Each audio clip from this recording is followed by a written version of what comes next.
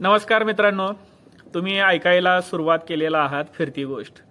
तर ही गोष्ट आपल्याच अवतीभोवती घडत असते, इकडनं तिकडं तिकडनं इकडे फिरत असते, वेगवेगळ्या कानांवर आदळत असते आणि ही गोष्ट चर्चेला येते, त्यालाच आपण फिरती गोष्ट म्हणतोय।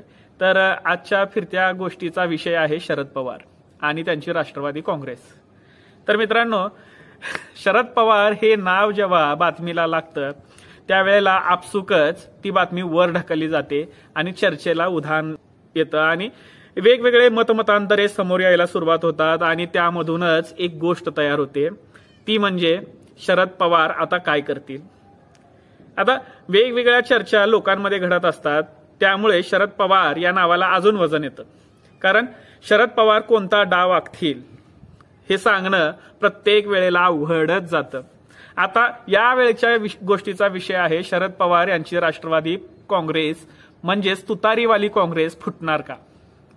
कारण तसंच आहे, कारण राष्ट्रवादी काँग्रेस शरदचंद्र पवार गटाच्या खासदारांना वेगवेगळे आमिष दाखवली जात आहेत असं सांगण्यात येत आहे आणि त्यांचे जे 7 खासदार आहेत त्या 7 खासदारांना फोडण्याचा प्रयत्न सुद्धा झालेला आहे आणि तो प्रयत्न सुनील तटकरे यांनी केलेला आहे आणि सोबतच सर्वात महत्वाचं म्हणजे शरद पवार गटाचे खासदार फोडा आणि मंत्रिपद मिळवा ही स्कीम राष्ट्रवादी काँग्रेस अजित पवार गटामध्ये सुरू आहे अशी चर्चा चालू आहे आणि ही स्कीम किंवा या स्कीमचा फायदा प्रफुल्ल पटेल यांनाच घेता येईल असं सुद्धा समोर येत आहे।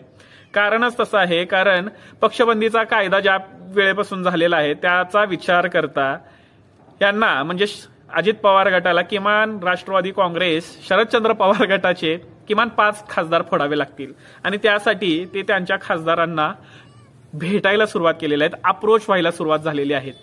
आता वरवरचा आकडा 100 कोटीचा समोर येतोय। आता किती खरं किती खोटं हे आपल्याला नाही माहिती की बाबा खरंच एवढे पैसे असतात का, असा सवाल सुद्धा मला माझ्या मनात येतोय की बाबा एक माणूस एवढे पैसे घेऊन करणार काय। पण हा वरचा आकडा आहे, आपल्याला काय खरं खोटं माहित नाही। मग 100 कोटीचा आकडा या 7 खासदारांना ऑफर केला जाऊ शकतोय असं सुद्धा समोर येतोय आणि यामधूनच बजरंग सोनावणे असतील, लंकेसाहेब असतील, त्यानंतर बाळ्या मामा असे 3 खासदारांची नावं समोर आलेली आहेत आणि त्यांनी धडधडीतपणे नाही म्हणून सांगितलेलं आहे। अमर काळे यांना सुद्धा अप्रोच करण्यात आलं होतं हे सुद्धा समोर आलेलं आहे आणि त्यांनी माध्यमांसमोर येऊन क्लिअर केलेलं आहे की आम्हाला अप्रोच करण्यात आलं होतं की तुम्ही आमच्याकडे या।